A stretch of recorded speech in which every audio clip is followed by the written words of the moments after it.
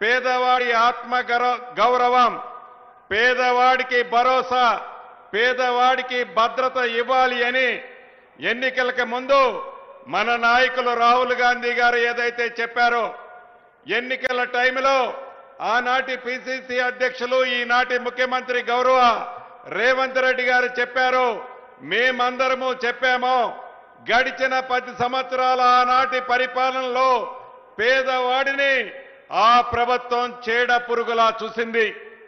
ఈ పేదోడు ప్రభుత్వం వచ్చిన తర్వాత పేదవాడి ఆత్మ గౌరవాన్ని కాపాడే దాంట్లో ఒక్క ఇందిరమ్మ ఇళ్లే కాదు, అనేక సంక్షేమ కార్యక్రమాలని రాష్ట్ర ఆర్థిక పరిస్థితి బాగలేకపోయినా పేదవాడికి ఏదైనా మంచి చేస్తే ఆ మంచి చేయటం వల్ల నాకేమి వస్తుంది, కమిషన్ రాదు కదా అని ఆనాటి ప్రభుత్వం అనుకుంటే, ఈ ప్రభుత్వం గౌరవ ముఖ్యమంత్రి రేవంత్ రెడ్డి గారి నాయకత్వంలోని మన ప్రభుత్వం పేదవాడే మనకి దేవుడితో సమానం, పేదవాడి ఆత్మ గౌరవాన్ని కాపాడటమే మన ప్రభుత్వం యొక్క లక్ష్యమని అన్ని కార్యక్రమాలని ఆర్థిక పరిస్థితులు సహకరించకపోయినా తల తాకట్టు పెట్టైనా అన్న మాట ప్రకారం ఒక్కొక్క కార్యక్రమాన్ని చేస్తూ, ఇక ఇందిరమ్మ ఇళ్ల విషయానికి వస్తే ఆనాటి 10 సంవత్సరాలలో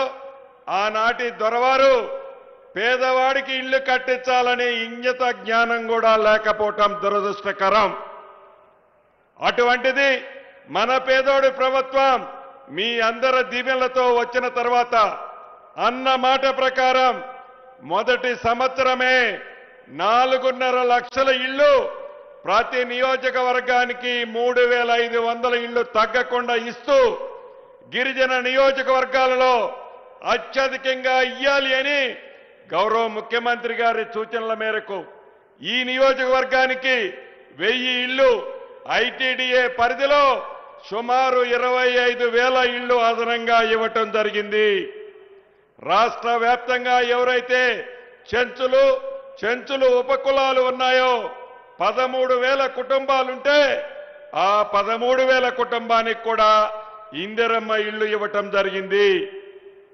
అంటే సుమారు ఈ మొదటి విడతలోనే 22,500 కోట్లు ఇది ఎక్కడ తీసుకొస్తారు అని అనేక మంది గౌరవ ముఖ్యమంత్రి గారిని, ఆ శాఖ మంత్రిగా నన్ను అనేక పర్యాయాలు అడిగారు. ఆనాడు 10 సంవత్సరాలు పరిపాలించిన పెద్దలు కూడా అనేక వేదికల మీద వీళ్ళు డబ్బులిచ్చే కావు, మాయమాటలు చెప్తారు, ఇళ్ళు ఇస్తామని చెప్పి మీకు డబ్బు ఎవరు అని పొంకనాలు పొంకారు ఆ 10 సంవత్సరాలు పరిపాలించిన ప్రబుద్ధులు.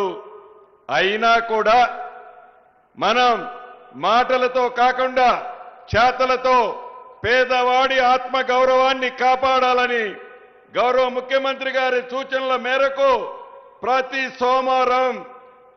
సోమవారం నాడు ఏ లెవెల్లో కడితే ఆ లెవెల్లో ఇందిరమ్మ ఇళ్ళకి టింగ్ టింగ్ టింగ్ అంటూ హైదరాబాద్ లో ముఖ్యమంత్రి గారి ఆఫీసులో బటన్ నొక్కితే మీ ఖాతాల్లోకి డబ్బులు జమ అవుతున్నాయి. అది ఇందిరమ్మ ప్రభుత్వం అంటే.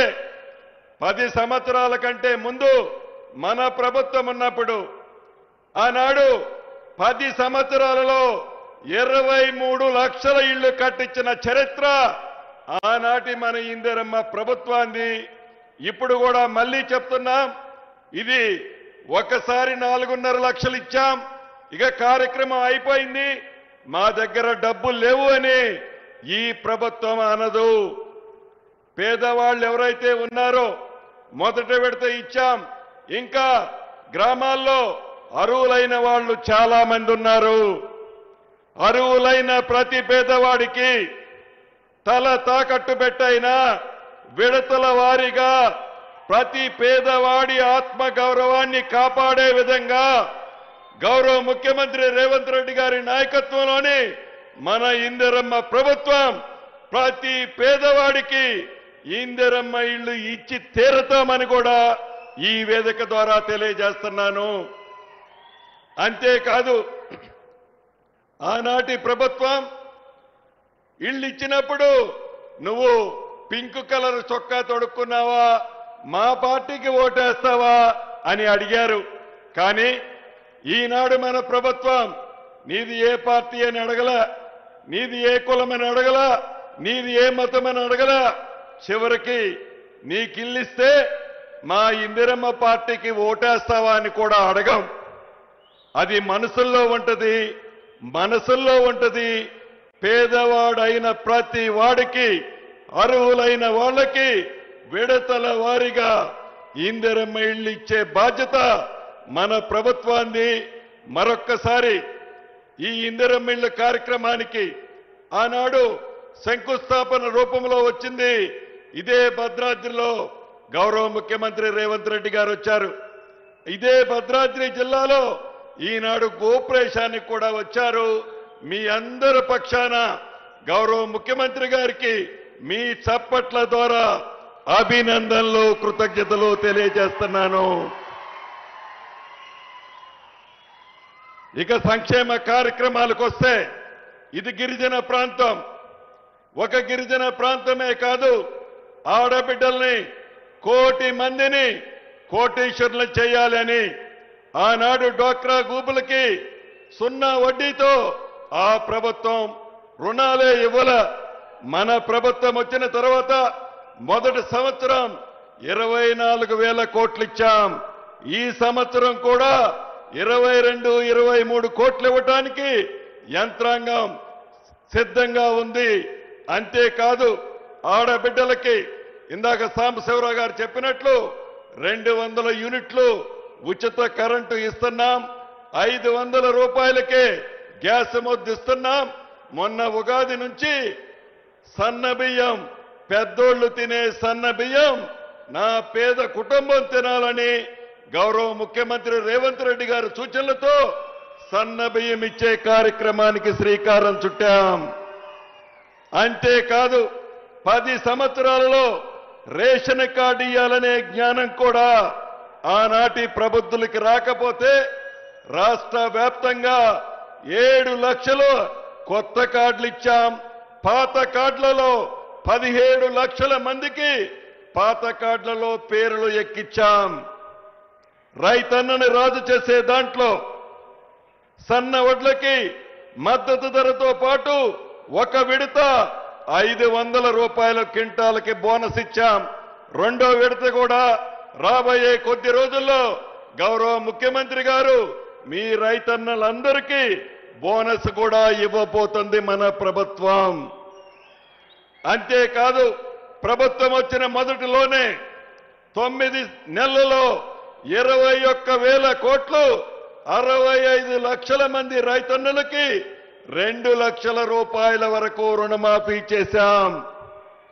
9 రోజుల క్రితం అంటే 1 నెల క్రితం 9 రోజుల్లో ఎకరానికి రైతు భరోసా ద్వారా 12,000 ఇచ్చే కార్యక్రమంలో మొదటి విడత 9 రోజుల్లో 9,000 కోట్లు మీ ఖాతాల్లో, మీ ఫోన్లు టింగ్ టింగ్ టింగ్ టింగ్ అంటూ మీ ఖాతాల్లో జమ చేసిన ప్రభుత్వం మన రేవంత్ అన్న ప్రభుత్వం.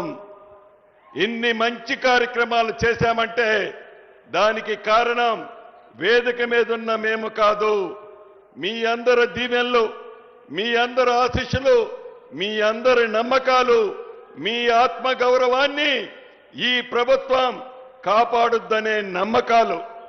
ఈ నమ్మకాన్ని గౌరవ ముఖ్యమంత్రి రేవంత్ రెడ్డి గారి ప్రభుత్వం ఈ రోజే కాదు, రాబోయే 3 సంవత్సరాల తర్వాత కూడా ఎప్పుడైనా ఇటువంటి మీటింగ్ పెట్టుకుంటే మీరు తలెత్తుకొని సమాధానం చెప్పే విధంగా మన ప్రభుత్వం పని చేస్తదని కూడా ఈ వేదిక మీద నుంచి మీ అందరికీ తెలుపుతూ చివరగా ఒక్క విషయం చెప్పి ముగిస్తాను.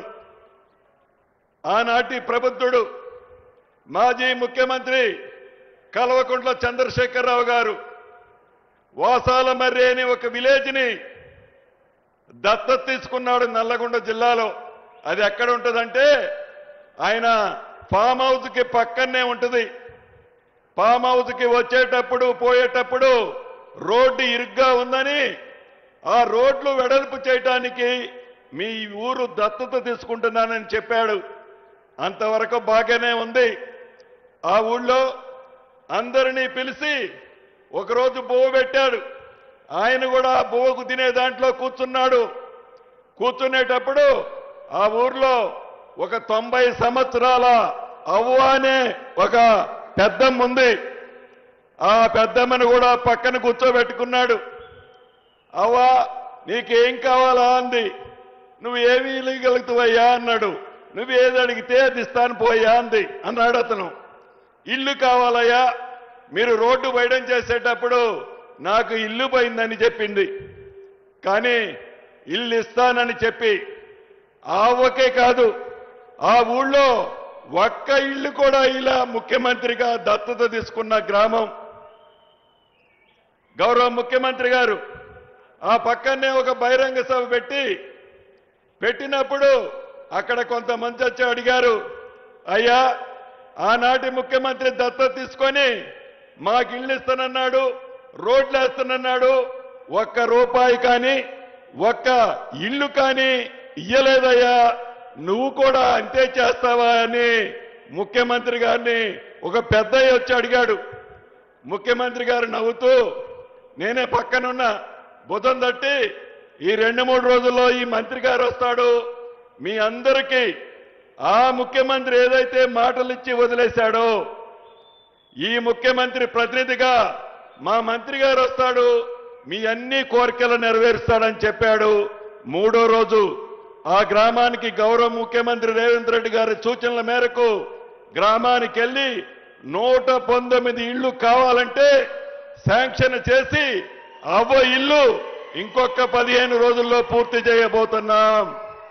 అది ఇందిరమ్మ ప్రభుత్వం అంటే, మాటిస్తే మడమ తిప్పని ప్రభుత్వం అంటే మన రేవంత్ అన్న ప్రభుత్వం.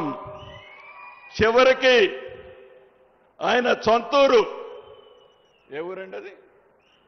ఆయన సొంతూరు చింతమడక అనే ఒక ఊరు ఉంటుంది. ఆయన పుట్టి పెరిగిన ఊరు చింతమడక కూడా ఇందాక దత్తత తీసుకున్న గ్రామానికి ఏ మాటలైతే సొల్లు పురాణం చెప్పాడో అదే మాటలు చింతమడకలో కూడా చెప్పాడు. అక్కడ మొండిగోడలతో ఇల్లులు పొదుల సంఖ్యలో ఉన్నాయి.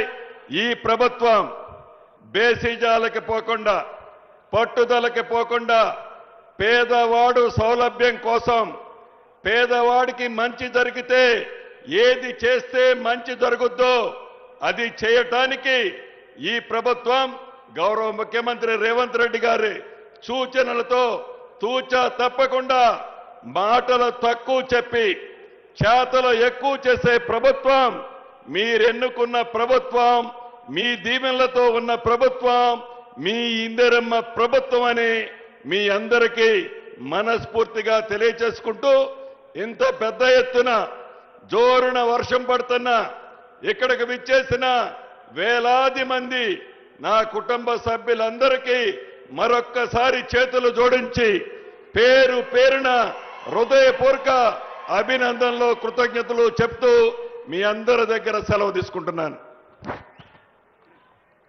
Thank you sir. పేదల గుండె చప్పుడు దగ్గరగా విన్నవాడే నిజమైన ప్రజా నేత. గరీబీ హటావో అన్న నినాదపు నిషాన్ రోటీ కపడా ఔర్ మకాన్ దేశంలో ఏ రాష్ట్రంలో లేని విధంగా